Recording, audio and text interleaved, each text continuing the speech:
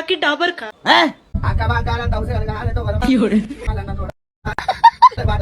तेल लगा कि डाबर खा। मैं अपने आप को प्राउड फील करता हूँ कि मैं मुसलमान हूँ। अगर मैं मुसलमान नहीं होता तो मेरी माँ बहन को भी जाकर इस तरह से लाटुम पूजा करना पड़ता। आप सभी ने कभी इस तरह से लाटुम पूजा देखा है कि नहीं?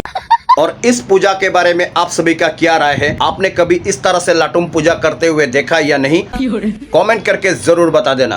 आप सभी इस वीडियो को ज्यादा से ज्यादा शेयर कर देना ताकि इस दुनिया में अगर ऐसा कोई बंदा है जो आज तक लाटुम पूजा नहीं देखा तो आप सभी की एक शेयर के खातिर वो भी जिंदगी में पहली बार लाटुम पूजा देख सके।